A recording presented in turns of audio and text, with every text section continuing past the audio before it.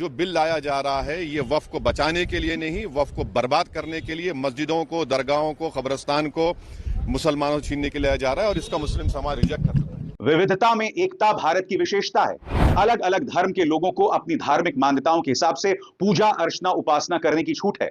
आज आप वक्फ बोर्ड की संपत्ति को कब्जा कर रहे हैं, कल आप गुरुद्वारे की करेंगे, फिर मंदिर की करेंगे, फिर चर्च की करेंगे।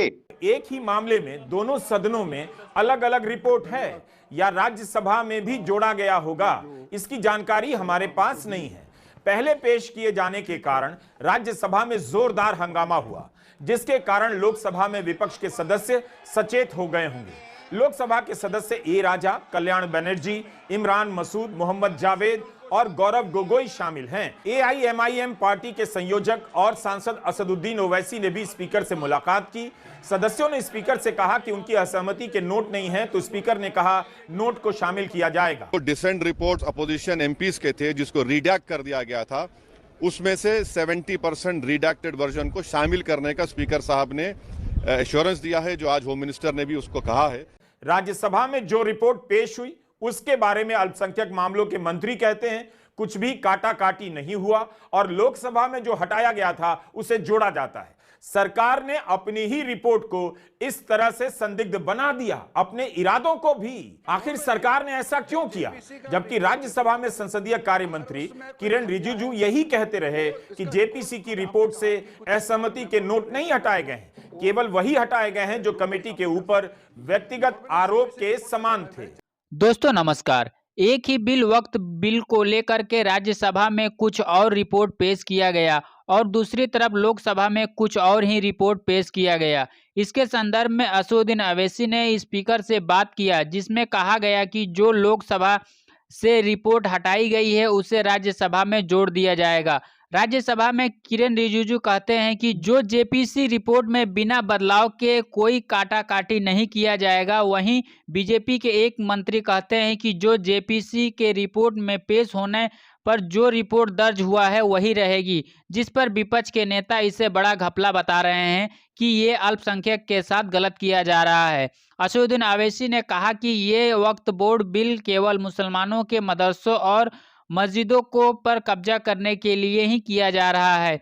वहीं आप जनता पार्टी के संजय सिंह ने कहा है कि आज तक वक्फ बोर्ड की संपत्ति को कब्जा करने की बात कही जा रही है, कल गुरुद्वारे को कब्जा करेंगे, फिर मंदिरों पर कब्जा करेंगे, फिर ये चर्च पे कब्जा करेंगे। दोस्तों वक्फ बिल को लेकर के असदुद्दीन ओवैसी स्पीकर से मिले, फिर उन्होंने क्या कहा और वक्फ बिल को लेकर के रवीश कुमार ने क्या रिपोर्ट बनाई है, हम सब ये जानेंगे इस वीडियो में। तो चलिए पूरे वीडियो को देखते हैं। ये वक्फ का जो बिल लाया जा रहा है ये सिर्फ और सिर्फ ना सिर्फ अनकॉन्स्टिट्यूशनल है, fundamental rights article 14, article 15, article 29 का ग्रेव वायलेशन है। ये वक्फ को बचाने के लिए नहीं है, वक्फ को मुसलमानों से छीनने के लिए, बर्बाद करने के लिए ये बिल लाया जा रहा है। और इसमें जो एडिशनल अमेंडमेंट्स जो बीजेपी और एनडीए ने पेश किए वो तो उसको और बदतर करता है। आप बताइए कि कैसे मुस्लिम वक्फ प्रॉपर्टीज में नॉन मुस्लिम को मेंबर रखा जाएगा, कैसे आप कलेक्टर एंड अबव ऑफिसर्स को पावर देंगे, कैसे कलेक्टर डिसाइड करेगा कोई वक्फ प्रॉपर्टी है या नहीं, कैसे आप ईवाईक्यू प्रॉपर्टीज को का सेक्शन खत्म कर रहे हैं, कैसे आप लिमिटेशन एक्ट को अप्लाई कर रहे हैं जो हिंदू धर्म के प्रॉपर्टीज के ऊपर सिख धर्म के और क्रिश्चियन धर्म पर अप्लाई नहीं होता है। तो ये सिर्फ और सिर्फ ये सरकार आइडियोलॉजिकल बुनियाद पर मुसलमानों को अपनी वर्शिप से महरूम करने के लिए, क्योंकि वक्फ मुस्लिम समाज के लिए एक इबादत है, उसको छीनने के लिए ये बिल लाया जा रहा है। हम इसका कंडेम करते हैं। और दूसरे जो जेडब्ल्यूसी में ऐसे स्टेक होल्डर्स को बुलाया गया जिनको भारत के संविधान पे कोई भरोसा नहीं, जिनके ऐसे ऑर्गेनाइजेशन को बुलाया गया जिनके ऑर्गेनाइजेशन के मेंबर्स आतंकवादी केसेस में अरेस्ट हुए हैं, मर्डर चार्जेस उनके ऊपर हैं, ऐसे लोगों को बुलाया गया है और जल्दबाजी में ये जेडब्ल्यूसी की रिपोर्ट को दिया गया है। इसमें जो भी रिकमेंडेशंस है तमाम अपोजिशन पार्टीज ने उसका ओपनली पुरजोर उसकी हमने मुखालिफत की है। और आज स्पीकर साहब से हमने जो मुलाकात की थी, स्पीकर साहब के इंटरवेंशन के ऊपर जो डिसेंट रिपोर्ट्स अपोजिशन एमपीज के थे जिसको रिडैक्ट कर दिया गया था, उसमें से 70% रिडैक्टेड वर्जन को शामिल करने का स्पीकर साहब ने एश्योरेंस दिया है, जो आज होम मिनिस्टर ने भी उसको कहा है। मगर ये जो बिल लाया जा रहा है ये वक्फ को बचाने के लिए नहीं, वक्फ को बर्बाद करने के लिए, मस्जिदों को, दरगाहों को, कब्रिस्तान को मुसलमानों से छीनने के लिए लाया जा रहा है और इसका मुस्लिम समाज रिजेक्ट। संजय सिंह क्या कह रहे हैं आपकी स्क्रीन पर? हमने अपना पक्ष रखा, आप उससे असहमत हो सकते हैं, लेकिन उसे कूड़ेदान में कैसे डाल सकते हैं?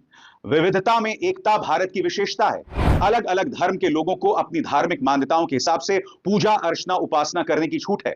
आज आप वक्फ बोर्ड की संपत्ति को कब्जा कर रहे हैं, कल आप गुरुद्वारे की करेंगे, फिर मंदिर की करेंगे, फिर चर्च की करेंगे। मैं आपसे एक सवाल पूछना चाहता हूं दोस्तों, जब लोकसभा में एक मुद्दे पर ज्वाइंट पार्लियामेंट्री कमेटी यानी संयुक्त संसदीय समिति का गठन होता है तो क्या विपक्ष को अपनी बात रखने का अधिकार नहीं है? और सबसे बड़ी बात, विपक्ष की बात को हटा देना। सरकार डंके की चोट पर कह रही है कि हमें इसका अधिकार है और इसमें भी सरकार का विरोधाभास सामने उभर कर आ रहा है। किरण रिजिजू कह रहे हैं कि यह सरासर झूठ है और दूसरी तरफ भूपेंद्र यादव जो कि सरकार में मंत्री और सांसद हैं, वो कह रहे हैं नहीं, हमें पूरा अधिकार है। सबसे पहले मैं आपको सुनाना चाहता हूं कि भूपेंद्र यादव ने क्या कहा। आपके स्क्रीन पर सेलेक्ट कमेटी कैसे काम करेगी इसकी व्याख्या नियम 72 से 92 तक में की गई है। रूल 92 के सब रूल में शक्ति दी गई है कि कमेटी के चेयरमैन को अगर कुछ बातें अनुचित लगती हैं तो वो मिनट्स ऑफ द डिसेंट में से उसे हटा सकते हैं। विपक्ष इस पर बेवजह हंगामा कर रहा है, मगर किरण रिजिजू कहते हैं कि ऐसा कुछ नहीं हुआ। बकौल रिजिजू आपकी स्क्रीन पर वो कह रहे हैं कि विपक्षी सांसदों ने जेपीसी की रिपोर्ट पर कुछ चिंता जाहिर की है। मैंने इसे चेक किया है, रिपोर्ट के किसी भी हिस्से से कोई चीज नहीं हटाई गई है, सदन में पूरी रिपोर्ट पेश की गई है। आप किस आधार पर इस तरह के मुद्दे को उठा सकते हैं? मुझे बहुत दर्द है कि विपक्षी सांसद सदन को गुमराह कर रहे हैं। तो गुमराह कौन कर रहा है? वो भाजपा सरकार जिसके मंत्री अलग अलग जुबान में बात कर रहे हैं। एक कह रहा है कि मुझे पूरा अधिकार है, दूसरा ये कह रहा है कि हटाया ही नहीं गया। एक ही मामले में दोनों सदनों में अलग अलग रिपोर्ट है या राज्यसभा में भी जोड़ा गया होगा, इसकी जानकारी हमारे पास नहीं है। पहले पेश किए जाने के कारण राज्यसभा में जोरदार हंगामा हुआ, जिसके कारण लोकसभा में विपक्ष के सदस्य सचेत हो गए होंगे। लोकसभा के सदस्य ए राजा, कल्याण बनर्जी, इमरान मसूद, मोहम्मद जावेद और गौरव गोगोई शामिल हैं। एआईएमआईएम पार्टी के संयोजक और सांसद असदुद्दीन ओवैसी ने भी स्पीकर से मुलाकात की। सदस्यों ने स्पीकर से कहा कि उनकी असहमति के नोट नहीं है, तो स्पीकर ने कहा नोट को शामिल किया जाएगा। मीडिया में यह सब छपा भी है। उसके बाद एआईएमआईएम पार्टी के संयोजक ओवैसी ने कहा कि सारे सदस्य संसद की लाइब्रेरी में बैठे और उन हिस्सों को शामिल करने के बाद रिपोर्ट पेश की गई।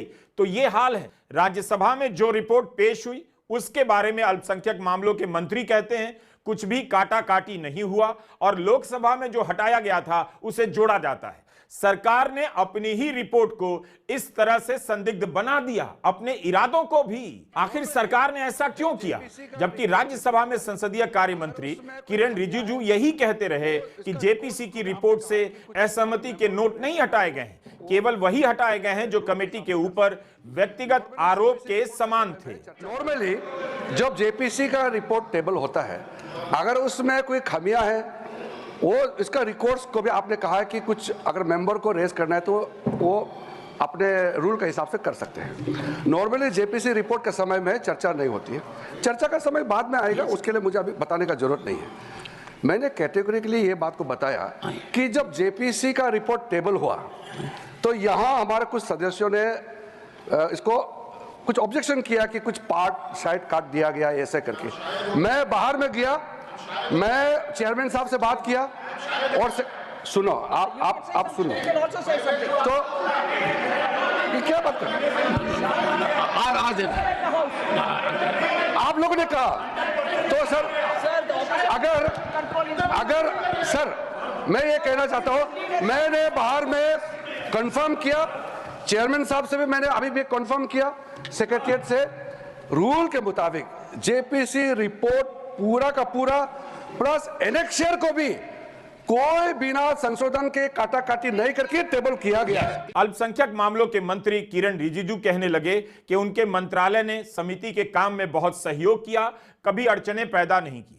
लेकिन सवाल सहयोग का नहीं था। सवाल था कि विपक्ष के सदस्यों ने जो असहमति जताई थी वो क्यों हटाई गई, उसे लोकसभा की रिपोर्ट में क्यों जोड़ा गया, सरकार इतनी हड़बड़ी में क्यों नजर आ रही है, क्या इसकी चर्चा के बहाने किसी और जरूरी मुद्दे को पीछे धकेलना है, यह देश कब तक इन मुद्दों के बहाने इन चर्चाओं में फंसा रहेगा।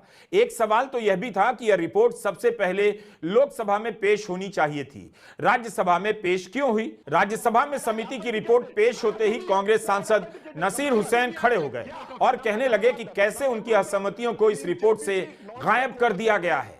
जैसा कि आपने देखा कि किस तरह से राज्यसभा में समिति की रिपोर्ट पेश की गई और लोकसभा में उसी रिपोर्ट को किस तरह से पेश किया गया। एक तरफ तो बीजेपी के नेता जेपीसी में बदलाव की बात करते हैं, तो दूसरी तरफ जेपीसी में जो बदलाव हुआ है उसे रिपोर्ट में जोड़ देने की बात करते हैं। यानी कि बीजेपी दोहरा राजनीति करके वक्फ बोर्ड को किसी तरह से लागू करना चाहती है, क्योंकि अभी तक जो भी बिल बीजेपी ने लाई है उसे लागू कराया है। सीएए लागू हुआ जिसमें अल्पसंख्यक मुस्लिमों के लिए कोई जगह नहीं दिया गया, और अब वक्त बिल को लेकर के मुसलमानों के मस्जिद मदरसों के जो संपत्ति है उस पर कब्जा करना चाहती है। लेकिन अगर ऐसा होता है तो विपक्ष कह रही है कि कल को चर्च, गुरुद्वारे और मंदिरों के जमीनों पर भी कब्जा करेंगे। दोस्तों, आपकी अपनी पर्सनल राय क्या है इस वीडियो पे जरूर लिखिएगा। वीडियो अच्छी लगी हो तो वीडियो को लाइक करें और हमारे चैनल को सब्सक्राइब जरूर करें। दोस्तों, हम आपके लिए ऐसे ही जानकारियां अपने चैनल के माध्यम से लाते रहते हैं और वरिष्ठ पत्रकारों की बातें आप तक अपने चैनल के माध्यम से पहुंचाते हैं। दोस्तों, आप हमारे चैनल को सपोर्ट करें और हमारे चैनल को सब्सक्राइब करें और बेल आइकन दबा लें, ताकि हमारे हर एक नए वीडियो का नोटिफिकेशन सबसे पहले आप तक आपको मिलता रहे। दोस्तों, आज के लिए बस इतना ही। मिलते हैं फिर एक नए वीडियो में, तब तक के लिए नमस्कार। आपका दिन शुभ हो।